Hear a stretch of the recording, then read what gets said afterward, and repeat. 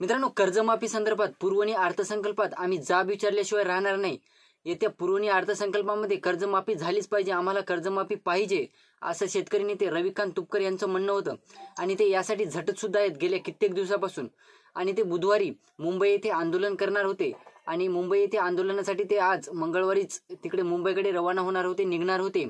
आणि झालं असं मित्रांनो, कर्जमाफी त्याचबरोबर भावांतर योजना अशा बरेच कारणांसाठी त्यांनी आंदोलन छेडलेलं आहे आणि ते समुद्रामध्ये जवळपास मुंबईतील समुद्रामध्ये सोयाबीन, कापूस वगैरे काही पिकं नासधूस करून किंवा समुद्रात फेकून ते या कर्जमाफी संदर्भात सरकारचा निषेध करणार होते। परंतु मित्रांनो, हे आंदोलन छेडण्या अगोदरच सरकारने रविकांत तुपकर आणि जवळपास बुलढाणा येथील काही शेतकरी नेत्यांना त्यांनी पकडलेलं आहे, पोलिसांनी पकडलेलं आहे। बुलढाण्यातील पोलिसांनी म्हणजे जवळपास मुंबईकडे निघायच्या अगोदरच बुलढाण्यातील काही शेतकरी संघटनातील नेत्यांना पोलिसांमार्फत पकडण्यात आलेले आहे आणि जवळपास रविकांत तुपकर यांना सुद्धा उद्याचे जे आंदोलन आहे ते आंदोलन छेडण्या अगोदरच त्यांना जवळपास सरकारतर्फे चेतावणी देण्यात आलेली आहे की बुवा तुम्ही हे आंदोलन करू नका, कर्जमाफी वगैरे असे बऱ्याच टॉपिकसाठी ते हे आंदोलन छेडणार होते, शेतकऱ्यांकडून ते शेतकऱ्यांची बाजू मांडणार होते।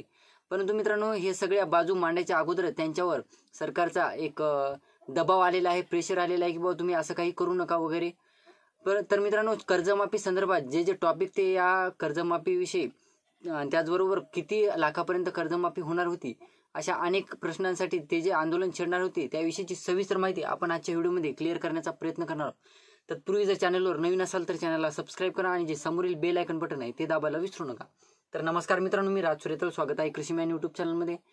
मित्रांनो, एकंदरीत बघायचं झालं तर गेल्या कित्येक दिवसापासून शेतकरी नेते रविकांत तुपकर हे शेतकऱ्यांच्या कर्जमाफी संदर्भात झटत होते। अर्थसंकल्पात सुद्धा त्यांची अशी मागणी होती की बाबा येत्या अर्थसंकल्पामध्ये शेतकऱ्यांची कर्जमाफी करा, सरकारला त्यांनी चेतावणी देखील दिलेली होती। परंतु सरकारने त्यांच्या चेतावणीला एक हलक्यात घेतलेला आहे आणि सरकारने अर्थसंकल्पामध्ये कर्जमाफीची कुठलीही तरतूद केलेली नाही। मग याचाच राग म्हणून शेतकरी नेते रविकांत तुपकर तसेच काही शेतकरी संघटनांकडून मुंबई येथे समुद्रामध्ये आपलं धान्य फेकून एक आंदोलन करण्याचा इशारा सरकारला देण्यात आलेला होता। तर मित्रांनो, एकंदरीत बघायचं झालं तर 2017ला देवेंद्र फडणवीस यांनी कर्जमाफी केली होती।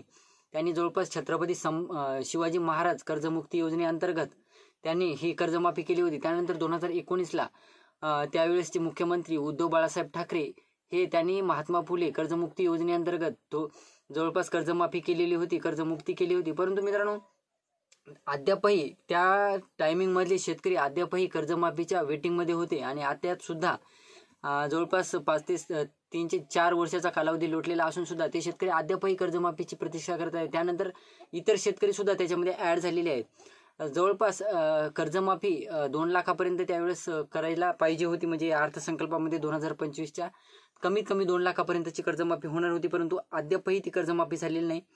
7,38,000 कोटी रुपये रक्कम बँकांची शेतकऱ्याकडे पेंडिंग आहे। म्हणजे एकंदरीत बघायचं झालं मित्रांनो, सरकारचं म्हणणं आहे की 31,000 कोटी रुपयांचा बोजा शेतकऱ्यांच्या डोक्यावर आहे, शेतकऱ्यांच्या सातबाऱ्यावर आहे। आणि एकंदरीत एका सर्व्हेनुसार अशी माहिती समोर आलेली आहे की जवळपास 7,38,000 कोटी रुपयांचं रक्कम ही बँकांची शेतकऱ्यांकडे पेंडिंग आहे। या कारणास्तव बँका शेतकऱ्यांना नोटिसा पाठवत आहेत आणि काही शेतकऱ्यांच्या जमिनी वगैरे त्याच्यावर बँकांमार्फत ताबा देखील घेण्यात येत आहे। शेतकऱ्यांच्या जे शेतामध्ये उभी वाहने आहेत, म्हणजे 4 व्हीलर असो की काही ट्रॅक्टर वगैरे असो, त्याच्यावर सुद्धा बँकांचा ताबा घेण्याचा प्रयत्न चालू आहे।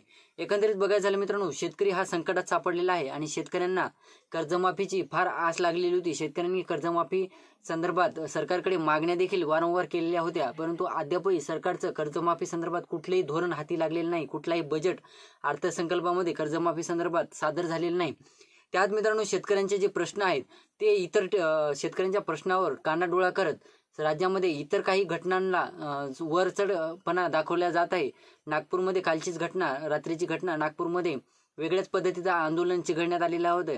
तिकडे वेगळ्याच प्रकारचा राडा शेतकऱ्यांचं किंवा इतर जनतेचं, महाराष्ट्रातील पूर्ण जनतेचं नागपूर घटनेकडे लक्ष जावं आणि शेतकऱ्यांचं लक्ष, सगळ्यांचं लक्ष तिकडे लागल्या कारणास्तव कर्जमाफी वगैरे पुरवणी अर्थसंकल्प या सगळ्या गोष्टीमध्ये निघून जाईल आणि शेतकऱ्यांना कुठलाही निर्णय घेण्याचं काम पडणार नाही असं देखील दिसत आहे।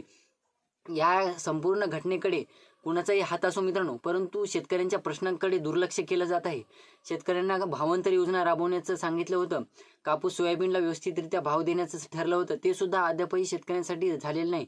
शेतकऱ्यांसाठी भावांतर योजना सुद्धा लागू झालेली नाही.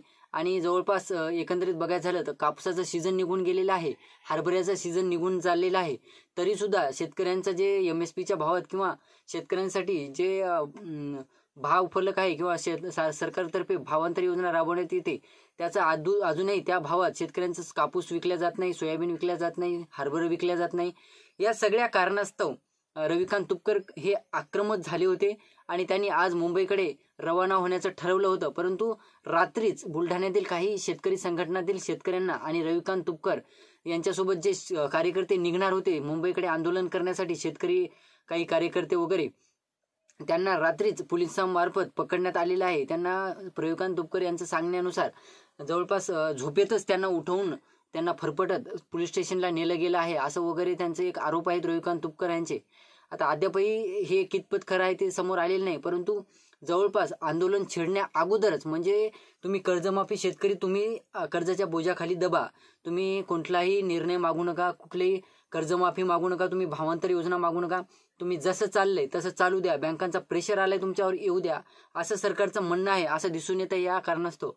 आणि जवळपास मित्रांनो सत्ताधारी पक्षांमधून सुद्धा सुधीर मुनगंटीवार वगैरे या नेत्यांनी सरकारला कर्जमाफी संदर्भात एक विचारणा केली असता सरकार या गोष्टींकडे कानाडोळा करत आहे. ह्या गोष्टी किंवा हे जे शेतकऱ्यांचे प्रश्न आहेत त्याच्याकडे दुर्लक्ष केलं जात आहे.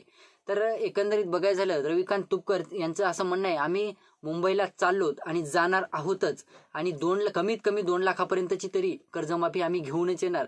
आम्ही GR घेऊन आल्याशिवाय हे कर्जमाफी संदर्भाचं आंदोलन आम्ही थांबवणार नाही, असं देखील रविकांत तुपकर यांचं म्हणणं आहे.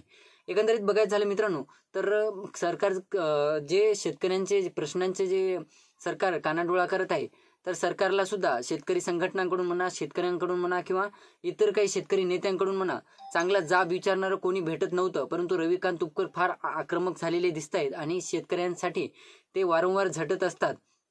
काही दिवसापूर्वी बच्चू कडू यांनी सुद्धा शेतकऱ्यांच्या कर्जमाफी संदर्भात सरकारला एक तीव्र शब्दात एक आक्रमक होऊन त्यांनी विचारणा केलेली आहे.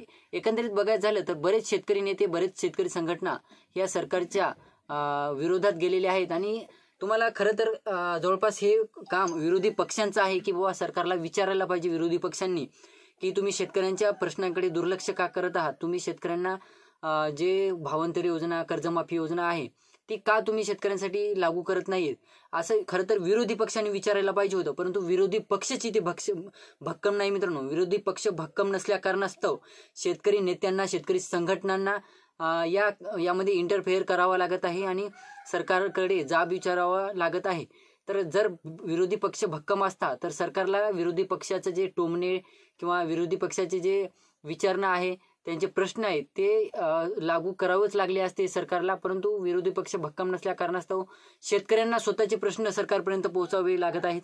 आणि एकंदरीत बघायचं झालं मित्रांनो तर 19 मार्चला जे आंदोलन होणार आहे उद्या बुधवारचं, तर त्या आंदोलनामध्ये शेतकऱ्यांची कर्जमाफी व्हायलाच पाहिजे, भावांतर योजना व्हायलाच पाहिजे आणि सरकार एखादा तरी निर्णय कर्जमाफी संदर्भात घ्यायलाच पाहिजे. खरं तर पुरवणी अर्थसंकल्पात आम्ही कुठला तरी निर्णय घेऊत असं अगोदर सरकारतर्फे सांगण्यात येत होतं की आम्ही अर्थसंकल्पात मोठी तरतूद करणार आहोत. निवडणुकीपूर्वी एवढे आश्वासने दिले होते की बाबा शेतकऱ्यांची कर्जमाफी राबवू, शेतकऱ्यांना भावांतर योजना आणू, आम्ही शेतकऱ्यांच्या जवळपास शेतामध्ये 24 तास वीज निर्मिती करू, सोलार वगैरे बसवू, असे बरेच आश्वासने देण्यात आले होते सरकारच्या.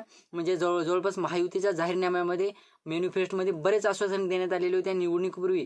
जवळपास अजितदादा पवार मुख्यमंत्री, त्यावेळेस मुख्यमंत्री होते एकनाथ शिंदे, त्यानंतर देवेंद्र फडणवीस यांनी सुद्धा शेतकऱ्यांना बरेच आश्वासन दिले होते, महाराष्ट्रातील जनतेला बरेच आश्वासन दिले होते. परंतु शेतकऱ्यांसाठी कुठलेही आश्वासन पूर्ण करताना सरकार कमी पडलेलं दिसत आहे. आणि हे जे निवडणुकीपूर्वी आश्वासन देण्यात आले होते, हिवाळी अधिवेशन सुद्धा संपलेलं आहे, हिवाळी अधिवेशनात एखादा निर्णय होईल कर्जमाफी संदर्भात, ते सुद्धा झालेलं नाही. त्यानंतर जवळपास अर्थसंकल्पामध्ये अजितदादा पवार यांनी अर्थसंकल्प कुठला तरी इकडचा तिकडचा अर्थसंकल्प सादर केल्यासारखं दिसत आहे. त्यांनी अर्थसंकल्पात कुठलीही तरतूद शेतकऱ्यांच्या कर्जमाफी संदर्भात केलेली नाही. अर्थसंकल्प सुद्धा निघून गेलेला आहे. त्यानंतर पुरवणी अर्थसंकल्पात सुद्धा काहीतरी निर्णय होईल अशी आस होती, परंतु त्यात सुद्धा काही शेतकऱ्यांसाठी कुठलाही निर्णय घेताना दिसला नाही. म्हणून रविकांत तुपकरे हे आक्रमक झालेले आहेत आणि 19 मार्चला जे आंदोलन छेडण्यात येत आहे, समुद्रामध्ये जवळपास सोयाबीन, कापूस वगैरे पिकं फेकून, धान्य फेकून सरकारचा निषेध व्यक्त करण्यात येणार आहे. तर एकंदरीत बघायचं झालं मित्रांनो, तर कर्जमाफी उद्या एखादा तरी निर्णय होईल अशी आज दिसून येत आहे आणि उद्या कर्जमाफी संदर्भात कुठला तरी निर्णय घेण्यात यावा अशी सरकारकडे आपण सुद्धा अपेक्षा करतो. आणि जवळपास व्हिडिओ आवडला असेल तर चॅनलला सबस्क्राईब करा, व्हिडिओला लाईक करा, जास्तीत जास्त शेतकऱ्यांपर्यंत पोहोचवण्याचा प्रयत्न करा. धन्यवाद.